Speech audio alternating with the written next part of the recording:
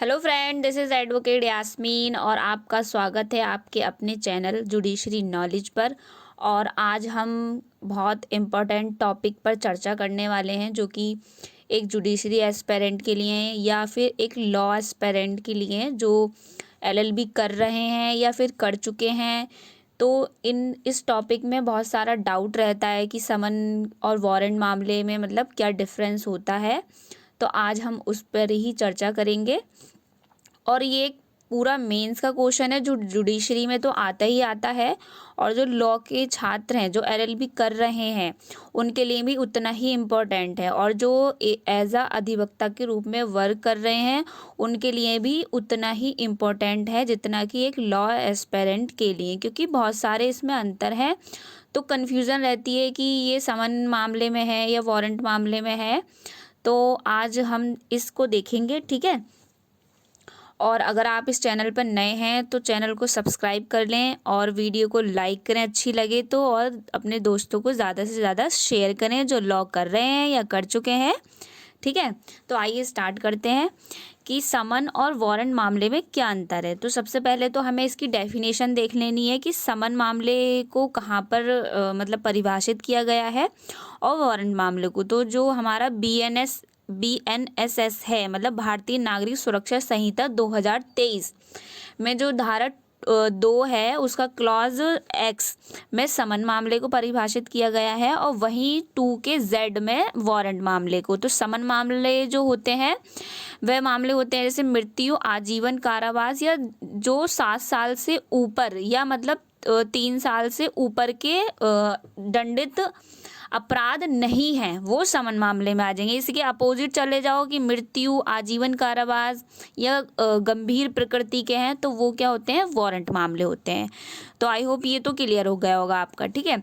फिर हम देखते हैं कि इसमें बेसिक अंतर क्या आ जाता है कि क्योंकि प्रोसीजर अलग हो जाता है कि समन मामले होते हैं तो उनको मजिस्ट्रेट ट्रायल कर सकता है, लेकिन वारंट मामले जो होते हैं उन्हें मजिस्ट्रेट कोर्ट ट्रायल नहीं करते। अधिकतर जो होता है सेशन कोर्ट, जिसको हम जिला न्यायालय भी बोलते हैं और सेशन कोर्ट भी बोलते हैं, और हाई कोर्ट के द्वारा भी उनका ट्रायल किया जा सकता है, ठीक है। तो ये बहुत सारे अंतर होते हैं। तो सबसे पहले हम देखेंगे कि समन और वारंट मामले में विचारण में अंतर, मतलब विचारण जो ट्रायल होता है उसकी प्रक्रिया में क्या अंतर होता है। तो ये है कि समन मामले में विचारण की प्रक्रिया में औपचारिक आरोप का विरचित किया जाना आवश्यक नहीं है। मतलब जो चार्ज फ्रेम होता है नॉर्मली, जैसे हम अगर वारंट केस देखेंगे तो उसमें हमारा क्या है, चार्ज फ्रेम होता है, जिससे कि ये अभियुक्त जो होता है व्यक्ति उसको ये पता चलता है कि उसके ऊपर क्या क्या आरोप लगाए गए हैं।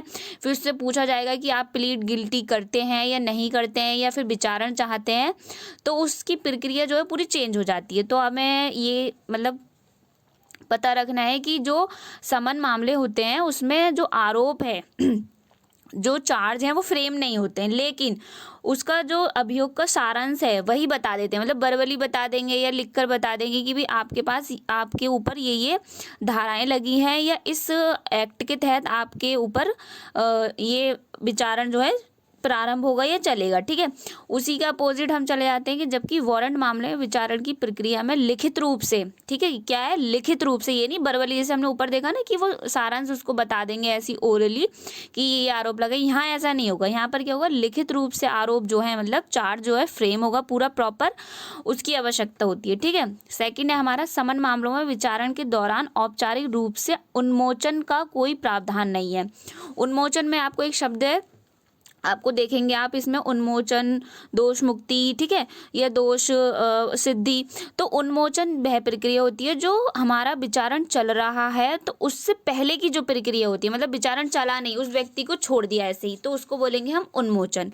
लेकिन अगर विचारण हो गया है पूरा प्रॉपर, साक्ष्य वाक्य ले लिए गए हैं, मतलब एविडेंस विटनेस वगैरह जो भी थे उनके ले लिए गए हैं, फिर उसको छोड़ा जाता है कि भाई कोई क्राइम नहीं बनता इस बंदे के ऊपर, तो उसको छोड़ना ही उसको दोष मुक्ति होगा, ठीक है। तो ये बेसिक अंतर भी आपको याद रखना है कि उन्मोचन कहाँ पर है और दोष मुक्ति कहाँ पर है। तो यहाँ पर क्या है कि उन्मोचन जो है उसका कोई प्रावधान नहीं होता, मतलब उसको ऐसा छोड़ दिया जाए। लेकिन वारंट मामले में विचारण की प्रक्रिया में यदि अभियुक्त के विरुद्ध प्रथम दृश्य, मतलब उसको पहले ही दृश्य में ही मामला लग रहा है कि नहीं बनता है, तो अभियुक्त को उन्मोचित किया जा सकता है, मतलब उसको वहाँ पर ट्रायल नहीं चलाएंगे, और उसको वहां पर छोड़ दिया जाएगा। ठीक है, ये वाली बात बोलिए। तीसरा है हमारा कि समन मामलों में विचारण की प्रक्रिया में अभियुक्त को अभियोजन पक्ष के साक्ष्य से परीक्षा करने का एक ही अवसर प्राप्त होता है। मतलब क्या है, जो अभियोजन, जो प्रोसिक्यूशन होगा, उसको समन मामले में सिर्फ एक ही बार उसको, मतलब जो उसके विटनेसेस हैं या जो भी साक्ष्य हैं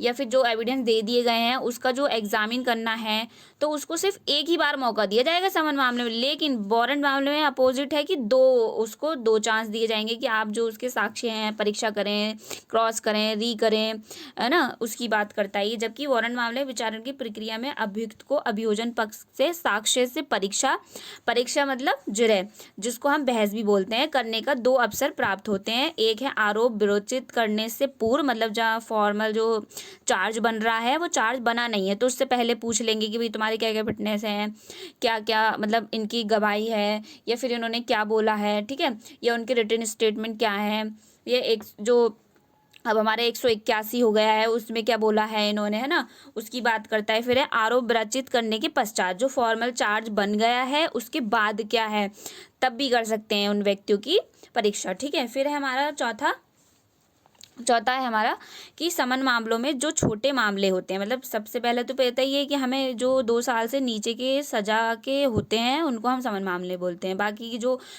इससे ऊपर के होते हैं, मृत्यु, आजीवन, या 2 साल से ऊपर या 7 साल से ऊपर जो भी हैं वो वारंट मामले होते हैं, तो हम इन्हें छोटे मामले ही बोलते हैं समन मामलों को। ठीक है, समन मामलों में जो छोटे मामले होते हैं इसमें अभियुक्त को मजिस्ट्रेट के समक्ष हाजिर हुए बिना ही दोषी होने का विवेचन कर सकता है। मतलब जरूरी नहीं है कि समन मामले में जो अभियुक्त व्यक्ति है उसको हाजिर किया जाए। मतलब होता है ना कि बेल मिल गई है, बेल मिलने के बाद वो एडवोकेट के रूप में प्रेजेंट हो जाता है, या फिर एडवोकेट के रूप में प्रेजेंट होने के बाद वो अपना एक लिखित में जो भी स्टेटमेंट है कि भाई मैं जो है ये आरोप को मानता हूँ और उसका विवेचन करता हूँ, मतलब प्लीड गिल्टी करता हूँ, तो वहाँ पर ऐसा भी कर सकते। लेकिन जबकि वारंट मामले में क्या होता है, अभियुक्त को ऐसा कोई वो प्रावधान नहीं दिया गया है, वहाँ पर उसको उपस्थित होना ही पड़ेगा, देन प्लीड गिल्टी करेगा वो। ठीक है, तो इसमें ये है।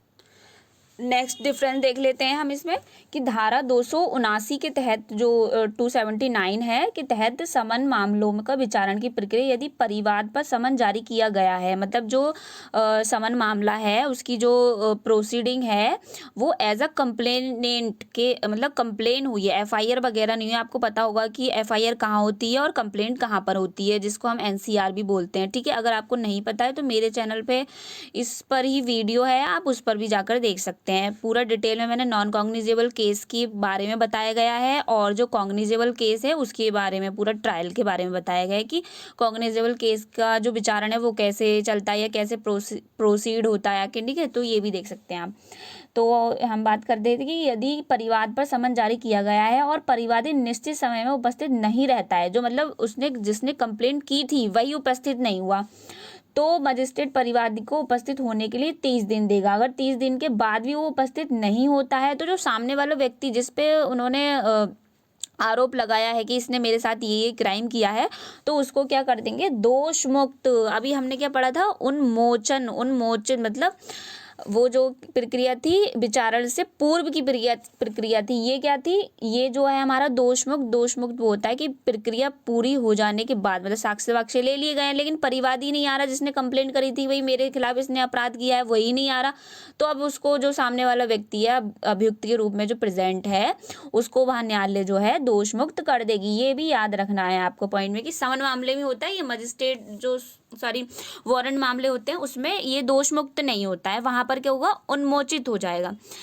किंतु वारंट मामले में धारा 272 के तहत परिवादी की अनुपस्थिति रहने पर यदि अपराध का समन किया जा सकता है, मतलब जो अपराध है, मान लो बहुत से क्राइम ऐसे होते हैं शमनीय होते हैं, बहुत से अपराध क्या होते हैं, शमनीय नहीं होते हैं, चाहे किसी भी हालत में हो, मतलब वो उसको माफ नहीं कर सकते। एक तरह से हम लिटरल मतलब मीनिंग समझने के लिए बोले, समन मतलब माफ करना।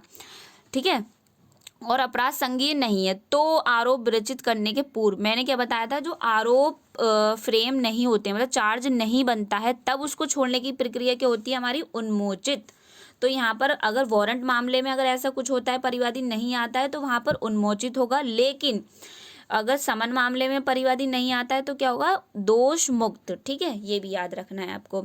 ये बेसिक अंतर है। बहुत से मतलब कितने भी आप देख लें, मतलब बहुत से बड़े बड़े एडवोकेट्स होते हैं या फिर बहुत से जो तैयारी करें, उनको इन बेसिक अंतर नहीं पता होता है कि दोष मुक्त क्या होता है, उन्मोचित क्या होता है, और फिर वारंट मामले में क्या होगा, मतलब दोष मुक्त होगा या उन्मोचित होगा। तो ये आपको बहुत अच्छे से इसको डिफ्रेंशिएट करके जो मैंने बताया है उसको ध्यान से सुनिए पूरी वीडियो को, और अच्छे से उसको मतलब ग्रहण करिए। ठीक है, फिर है नंबर 6 हमारा।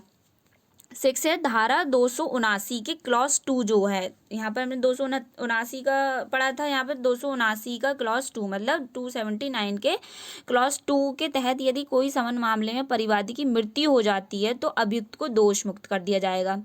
सेम, अगर परिवादी उपस्थित नहीं होता है तब भी दोष मुक्त किया जाएगा। और अगर अभियुक्त, यहाँ पर क्या बोला, अपोजिट बोला है कि दोनों चीज़ें बोल दी हैं, मतलब परिवादी की मृत्यु हो जाती है जो जिसने कंप्लेंट की थी, या अभियुक्त की, तो वो जो अभियुक्त व्यक्ति है उसको क्या कर दिया जाएगा, दोष मुक्त कर दिया जाएगा। लेकिन जबकि वारंट मामले में ऐसा किसी भी प्रक्रिया का उल्लेख नहीं किया गया है, अर्थात मृत्यु पर वारंट मामले में कोई प्रभाव, मतलब कोई प्रभाव नहीं पड़ेगा, उसे छोड़ा नहीं जाएगा। एक तरह से हम जो अपनी सरल भाषा में समझने के लिए कह सकते हैं कि वारंट मामले में चाहे भले ही जो परिवादी है उसकी मृत्यु हो जाए या कुछ हो जाए तो उसको नहीं छोड़ा जाएगा भैया। लेकिन अगर समन मामले में मान लो जो परिवादी है उसकी मृत्यु हो जाती है तो भैया वो जो व्यक्ति है जिसपे अपराध मतलब क्राइम लगाए कि भाई इसने आरोप किया है, और ये हम लास्ट डिफरेंस देख रहे हैं इसमें कि समन मामले के धारा जो 280 के तहत यदि कोई परिवाद समन मामलों से संबंधित है तो परिवादी को न्यायालय की उपस्थिति से,